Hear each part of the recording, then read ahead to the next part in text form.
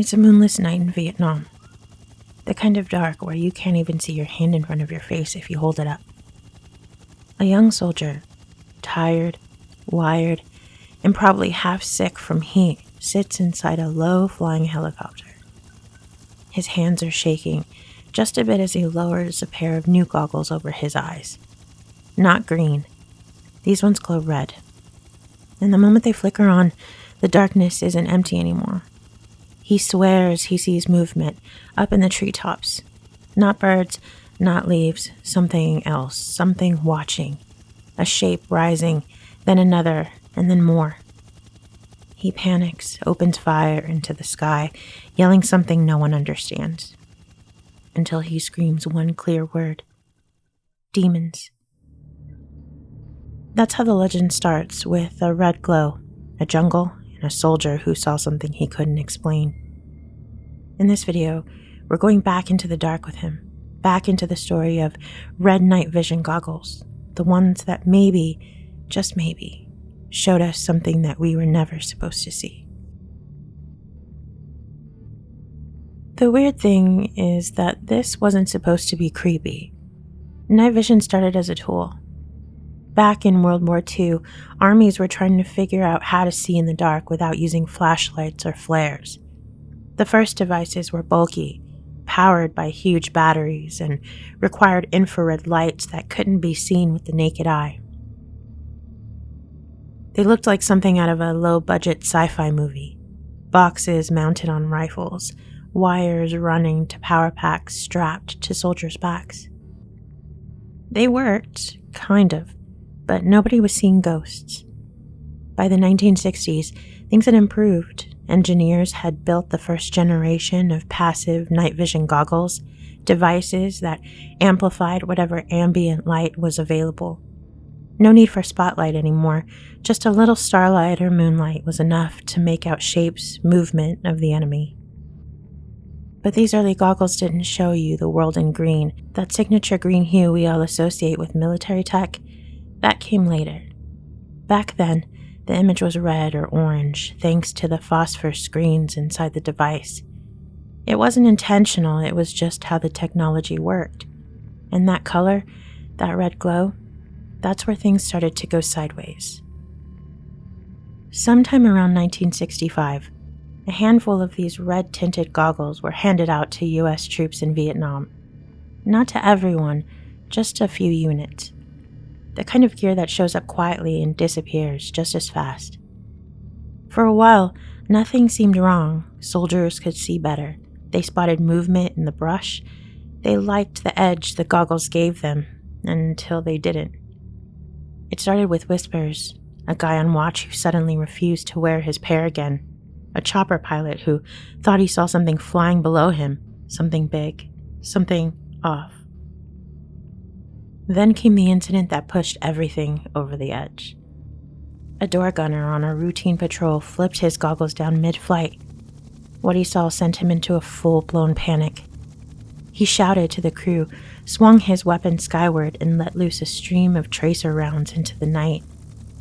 No enemy fire, no muzzle flashes from the trees, nothing on radar, just the gunner screaming about winged creatures, figures rising from the jungle canopy.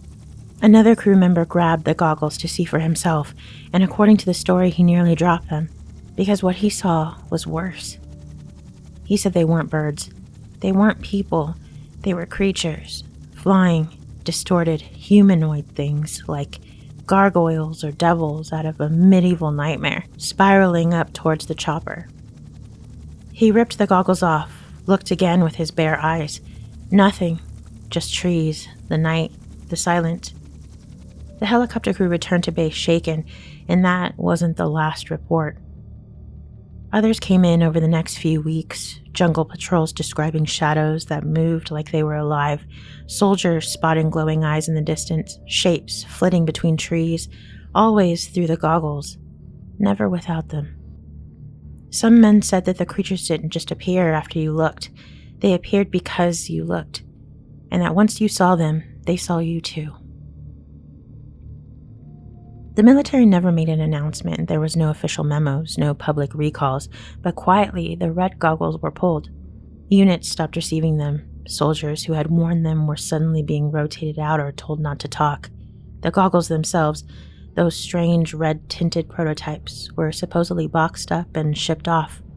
No one ever knew where. And that should have been the end of it, but the legend had already taken root. Here's where the story takes a strange turn into the world of fringe science and forgotten experiments.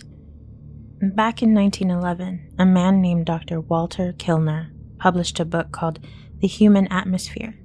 He claimed to see people's energy fields, what spiritualists would call auras, by looking through the glass plates soaked in something called Dicyanin dye.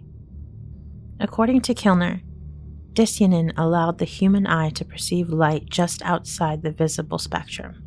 He believed that, with training, people could use these filters to see what the naked eye couldn't. His diagrams showed glowing halos around human figures, and though mainstream science moved on without him, the idea of aura goggles stuck around.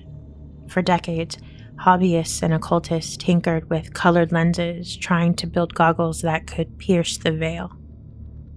So it's no surprise that when stories began surfacing about red night vision goggles revealing monsters, people started connecting the dots that probably shouldn't have been connected. Rumors spread that the military had used Dicyanin in its night vision prototypes. Some said it was the lenses, others claimed it was used in the screens. A few even speculated that the dye had seeped out and been absorbed through the skin, causing hallucinations. But here's the thing. Dicyanin isn't some magical elixir, it's just dye. It's toxic, sure, but not psychoactive. There's no evidence it opens your third eye. And the goggles, they used red phosphor, not blue. Still, the myth refused to die, because it's a better story than the truth. As with any good legend, the blanks get filled in with speculation.